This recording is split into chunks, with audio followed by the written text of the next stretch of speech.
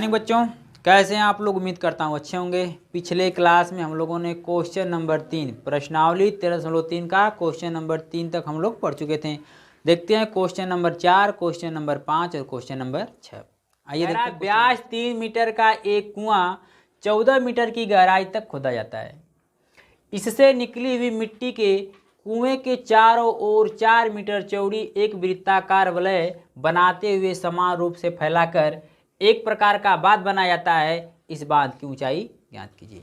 सबसे पहले कह रहा है कि एक कुआं व्यास 3 सेंटीमीटर है और कुआं की जो गहराई है 14 मीटर है, वह खोदा जाता है। आइए कुआं बनाते हैं।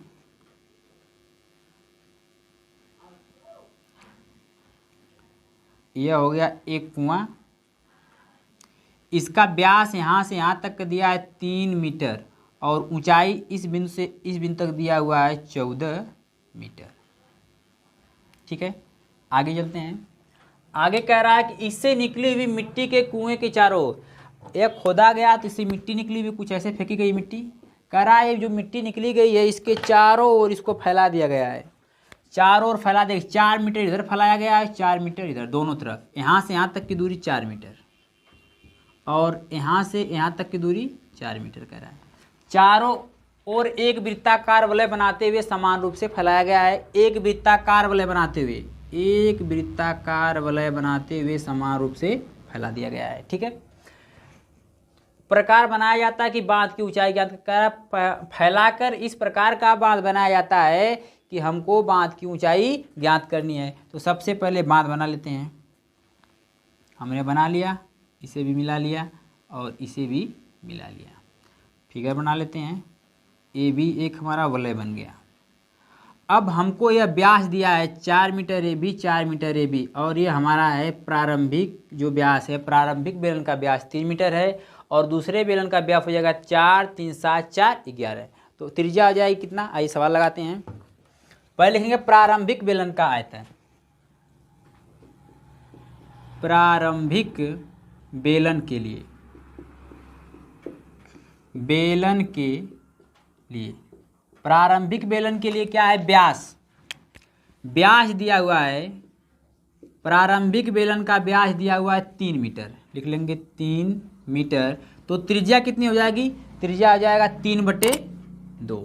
ठीक है, अब दूसरा दिया हुआ है कि यह प्रारंभिक बेलन था। अब लिखेंगे द्वितीय बेलन या दूसरा बेलन या वलयाकार बेलन लिख लेंगे। वलयाकार बेलन के लिए, बेलन के लिए। ठीक है, तो वलयाकार बेलन तो होता ही है, ये वलयाकार हो जाएगा। अब इसका व्यास दिया हुआ है, इसका व्यास दिया हुआ है 4 3 7 और 4 7 4 11 मीटर। लिख लेंगे 11 मीटर। तो त्रिज्या हो जाएगा 11/2 मीटर। अब आगे सवाल हमारा क्या कह रहा है कि इस प्रकार इस बांध की ऊंचाई ज्ञात करना है। तो सबसे पहले हम निकाल लेते हैं कुल मिट्टी का आयतन। लिखेंगे कुल मिट्टी का आयतन,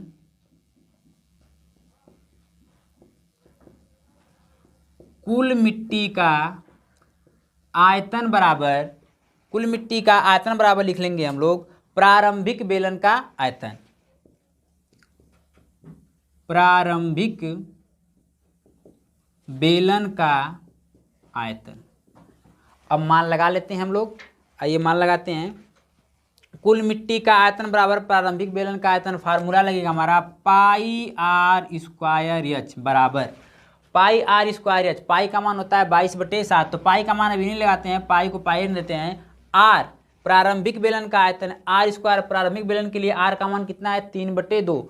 आर स्क्वायर है तो लिख लेंगे गुणे 3/2 गुणे 3/2 गुणे एच जो ऊंचाई है। यहाँ पे प्रारंभिक बेलन की ऊंचाई दिया हुआ है 14 मीटर। तो हम लगा लेंगे यहाँ पे 14। अब इसको सरल कर लेते हैं। सरल करते हैं, 2 से काटते हैं, 2 फाते 14। अब कर लेंगे 3 3 9 और 9 फाते 63 हो जाएगा। 63 और पाई 63 पाई/2 मीटर क्यूब। यह हमारा आ गया प्रारंभिक बेलन का आयतन। हमें निकालना है इस बांध की ऊंचाई। यहाँ से यहाँ तक की ऊंचाई हमको ज्ञात करनी है। इस बांध की ऊंचाई ज्ञात करने के लिए हम लगेंगे बांध का आयतन, लिखेंगे बांध का आयतन, बांध का आयतन बराबर वलयाकार बेलन का आयतन या वलय का आयतन बराबर वलय का। आगे चलते हैं, बांध का आयतन रख लेंगे 63 पाई बटे 2, लिख लेते हैं 63 पाई बटे 2 बराबर वलय का आयतन यानी दूसरे बेलन का आयतन, खोखले बेलन का आयतन हो जाएगा, बेलन का आयतन होता है पाई आर स्क्वायर एच। चलते हैं आगे, 63 पाई बटे 2 बराबर पाई का मान हो जाएगा 22/7, 22/7 गुणे आर स्क्वायर यानी त्रिज्या है 4 3 7 7 4 11, लेकिन इसमें से प्रारंभिक बेलन की त्रिज्या को घटा लेंगे तो कितना हो जाएगा 11/2 में से 3/2 को घटा लेते हैं तो हो जाएगा 11/2 का स्क्वायर माइनस 3/2 का स्क्वायर गुणे एच हो जाएगा। अब आगे चलते हैं, 63 पाई बटे 2 बराबर 22/7 बराबर 22/7 गुणे a square minus b square formula दिख रहा है यहाँ पे, हम a square minus b square का फार्मूला लगा लेंगे, होता है ए प्लस एक कोष्टक में ए प्लस बी और एक कोष्टक में ए माइनस बी लगा लेते हैं। लिखेंगे एक कोष्टक में ए प्लस बी 11/2 प्लस 3/2, अगले कोष्टक में हो जाएगा ए माइनस बी 11/2 माइनस 3/2 गुणे एच। आप लोग इसे मिटा लीजिए, उतार लीजिए, हम इसको मिटा देते हैं।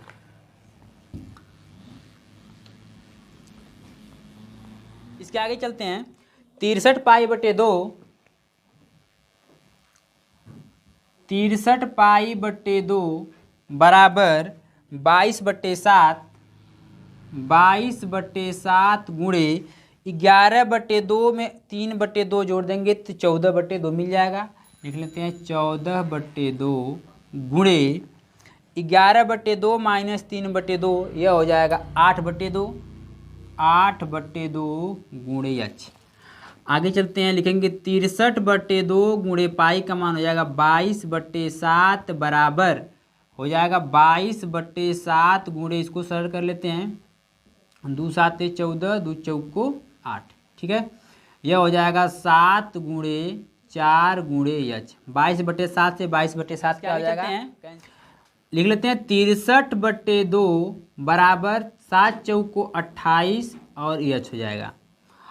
इसको सीधे कर लेते हैं, नीचे 1 छिपा है, क्रॉस मल्टीप्लाई कर लेते हैं, 28 दूना के 56 हो जाएगा, 56 एच बराबर 63 एक कम 63 हो जाएगा, एच बराबर हो जाएगा 63/56, तो एच बराबर आ जाएगा 56 से 63 को क्या करेंगे काट देंगे या काट लेते हैं,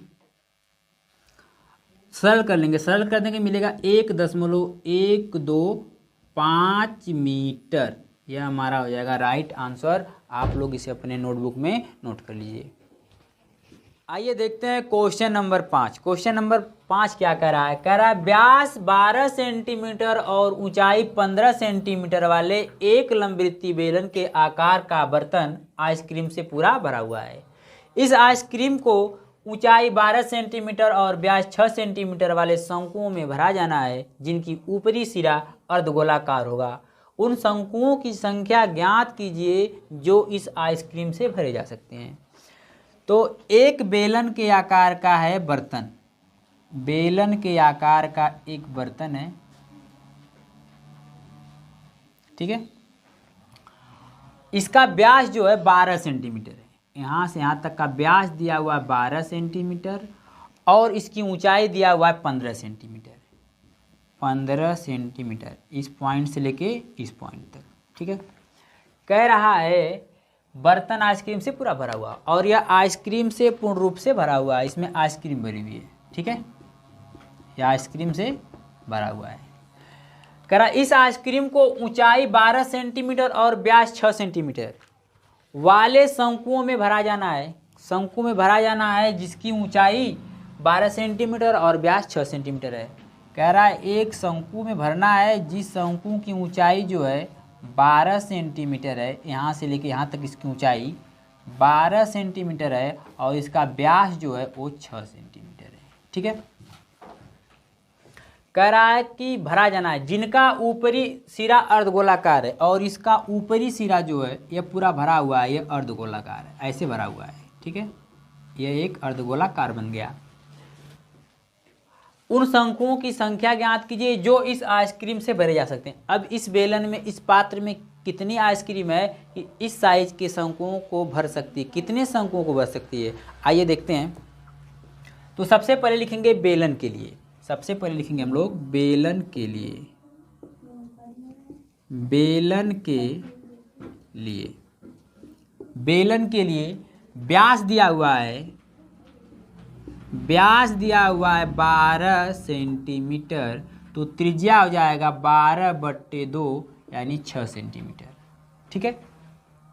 और इसकी ऊंचाई दिया हुआ है, ऊंचाई दिया हुआ है 15 सेंटीमीटर। अब चलते हैं शंकु के लिए, अब लिखेंगे शंकु के लिए, शंकु के लिए, शंकु के लिए क्या हो जाएगा व्यास, शंकु के लिए व्यास दिया हुआ है, शंकु के लिए व्यास दिया हुआ है 6 सेंटीमीटर, व्यास है 6 सेंटीमीटर, तो त्रिज्या हो जाएगा 6/2 अर्थात 3 सेंटीमीटर। और इसकी ऊंचाई दिया हुआ है शंकु का 12 सेंटीमीटर, ये हमारा दिया हुआ है, ठीक है। अब हमको निकालना है माना आइसक्रीम की संख्या मान लेते हैं या मान लेते हैं शंकुओं की संख्या, या माना शंकु की संख्या बराबर n। हमको मालूम नहीं है शंकु कितने हैं, हमको n पता है कि n शंकु हैं। अब निकालते हैं बेलन का आयतन, पहले देख लेते हैं इसमें कितना आइसक्रीम भरा हुआ है। लिख लेते हैं बेलन का आयतन, बेलन का आयतन, बेलन का आयतन बराबर फार्मूला होता है पाई r स्क्वायर h। तो पाई का मान पाई रहने देते हैं, पाई गुणे आर, मैंने बेलन के लिए लगाया है बेलन का फार्मूला, तो आर बेलन के लिए हमारा दिया हुआ है 6, तो लिख लेंगे 6 गुणे 6, 6 गुणे 6 गुणे ऊंचाई हमारा है, ऊंचाई दिया हुआ है 15, यहाँ पे दिया हुआ है बेलन की ऊंचाई 15 सेंटीमीटर है, लिख लेते हैं यहाँ पे 15।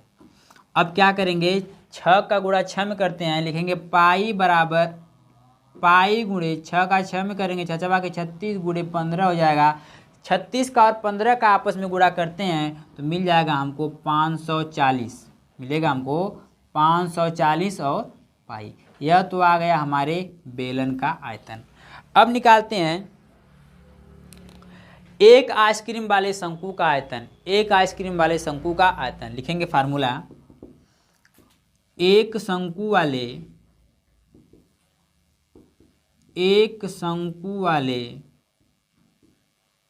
आइसक्रीम का आयतन, आइसक्रीम का आयतन फार्मूला हो जाएगा शंकु का आयतन प्लस अर्धगोले का आयतन। इसमें शंकु है और अर्धगोला दिया हुआ है, लिखेंगे शंकु का आयतन, शंकु का आयतन प्लस अर्धगोले का आयतन, प्लस अर्धगोले का आयतन। आपको पीछे बताया गया है कि शंकु का आयतन क्या होता है और अर्धगोले का आयतन क्या होता है, आप उस फार्मूला को लगा लीजिए। शंकु का आयतन होता है, शंकु का आयतन होता है 1/3 पाई आर स्क्वायर एच, लिखेंगे 1/3 pi r square h plus अर्धगोले का आयतन होता है 2/3 pi r cube, 2/3 pi r cube. अब मान लगा लेते हैं, चलते हैं आगे। आप लोग फिगर को नोट कर लीजिए, इस फिगर को मिटा दे रहे हैं।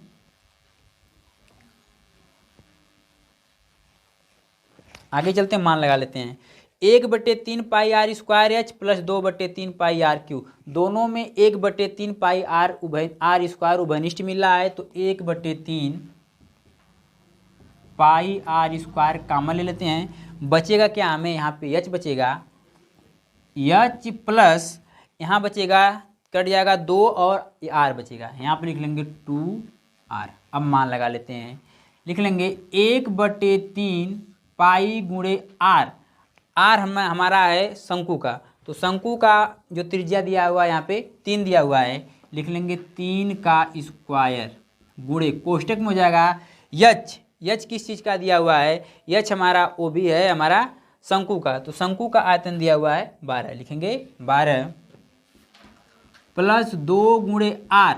आर हमारा अर्धगोला है, तो अर्धगोले की त्रिज्या क्या हो जाएगी? अर्धगोले की त्रिज्या वही है जो हमारे शंकु की त्रिज्या थी। जो हमारे शंकु की त्रिज्या थी वही अर्धगोले की त्रिज्या होगी। शंकु की त्रिज्या हमारी 3 है, तो इसकी भी त्रिज्या कितनी हो जाएगी? 3 हो जाएगी। अब मान रख लेते हैं 1/3 गुणे पाई गुणे 3 का वर्ग हो गया 3 3 9 गुणे, इसको गुणा कर लेते हैं 12 3 दूना के 6, 12 6 हो जाएगा हमारा 18। ठीक है, आगे चलते हैं 1/3 पाई गुणे 3 से कैंसिल कर लेते हैं 3 3 के 9, तो हो जाएगा 18 3 54 पाई। यह आ जाएगा हमारा 54 पाई।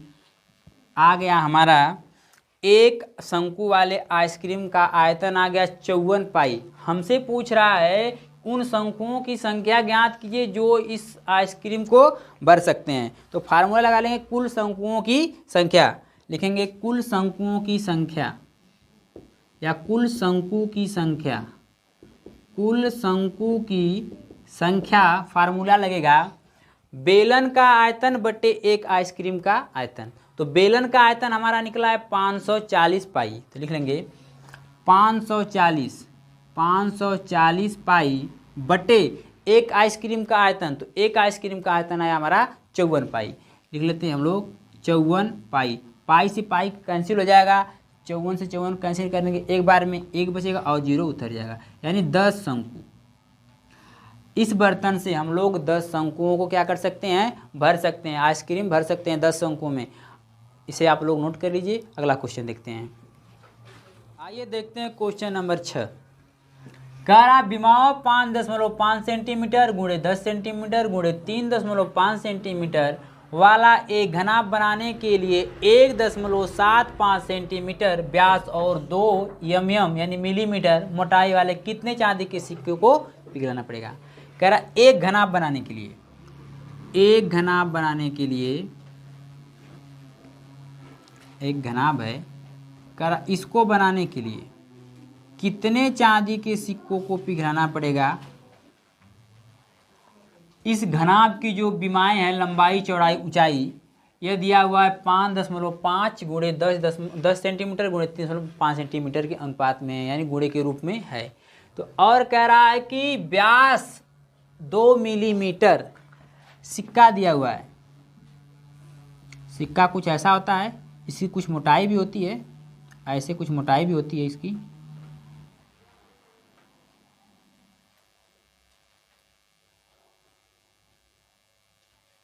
कुछ मोटाई भी इसकी होती है सिक्के की। ठीक है, यानी जो मोटाई होती है, ऊंचाई कह सकते हैं उसको, बेलन की ऊंचाई। जो हमारा सिक्का होता है एक बेलन की तरह होता है।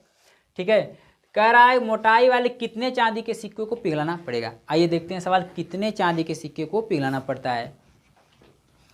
कह रहा है कि सबसे पहले लिखते हैं हम लोग बेलन के लिए, बेलन के लिए, बेलन के लिए, बेलन के लिए व्यास दिया हुआ है, बेलन के लिए व्यास दिया हुआ है 2 मिलीमीटर। सब कुछ सेंटीमीटर में दिया हुआ है, सब कुछ सेंटीमीटर में दिया हुआ, तो हम इसको भी किस में कर लेते हैं? सेंटीमीटर में कर लेते हैं। तो यह हो जाएगा 2/10 सेंटीमीटर। आपको पैमाना याद होना चाहिए। घनाभ के लिए 1.75 सेंटीमीटर व्यास और की मोटाई, सॉरी दोस्तों, यह मोटाई दिया हुआ अर्थात ऊंचाई दिया हुआ है, यह ऊंचाई है। व्यास दिया हुआ है, व्यास दिया हुआ 1.75, 1.75, तो त्रिज्या हो जाएगा 1.75/2। अब चलते हैं घनाभ के लिए, घनाभ के लिए, घनाभ के लिए, घनाभ के लिए लंबाई दिया है 5.5 सेंटीमीटर और चौड़ाई दिया हुआ है 10 सेंटीमीटर और ऊंचाई दिया हुआ है 3.5 सेंटीमीटर। ठीक है, तो सबसे पहले कह रहा मोटाई वाले कितने चांदी के सिक्के को बनाना पड़ेगा। पहले लिखेंगे एक चांदी के सिक्के का आयतन, लिखेंगे एक चांदी के सिक्के का आयतन, एक चांदी के सिक्के का आयतन, सिक्के का आयतन। चांदी का सिक्का जो होता है मैंने बताया कि वो एक बेलन की तरह होता है, वो एक बेलनाकार होता है। तो बेलन का फार्मूला लगाएंगे पाई आर स्क्वायर एच। पाई का मान लगा लेते हैं, पाई का मान हो जाएगा 22/7 गुणे आर। आर का मान दिया हुआ 1.75/2, लिख लेंगे 1.75/2 गुणे 1.75/2 गुणे एच। एच का मान हो जाएगा हमारा, एच का मान दिया 2/10, लिख लेंगे 2/10। कैंसिल कर लेते हैं, 1 और 2 5 10, इसको कैंसिल करते हैं, 2 1 कम 2 और 11 दूना के 22, गुणा कर लेंगे, हो जाएगा 11 गुणे 1.75 गुणे 1.75 बटे 7 दूना के 14, 14 5 70।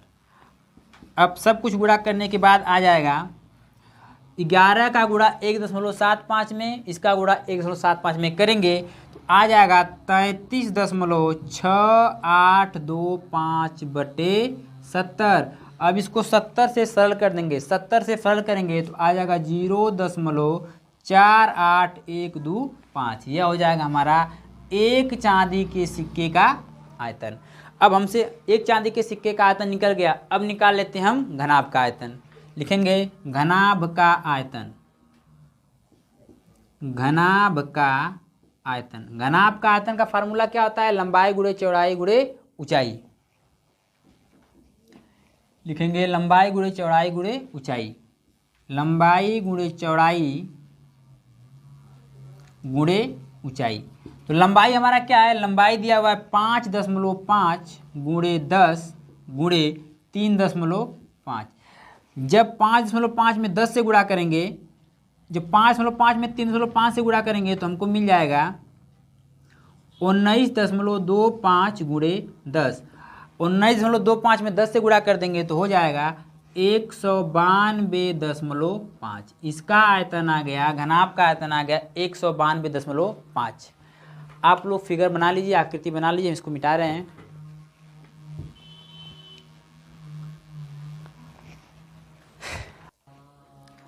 अब निकालते हैं, हमको मिल गया बेलन, मिल गया हमको एक चांदी के सिक्के का आयतन और घनाभ का आयतन। अब निकालते हैं चांदी के सिक्कों की संख्या। लिखेंगे चांदी के सिक्कों की संख्या,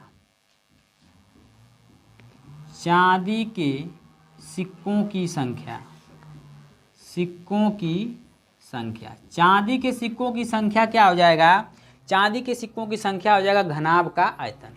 घनाभ का आयतन बटे एक चांदी के सिक्के का आयतन। तो घनाभ का आयतन कितना हो जाएगा 192.5, 192.5 बटे एक चांदी के सिक्के का आयतन।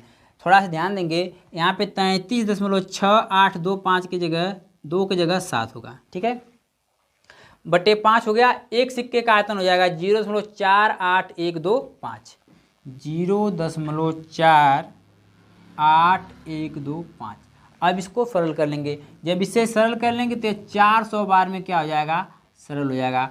अर्थात हमें चांदी के सिक्कों की संख्या कितनी आ गई, 400। आप लोग इसे नोट कर लीजिए। फिर मिलते हैं अगले दिन एक नए वीडियो के साथ।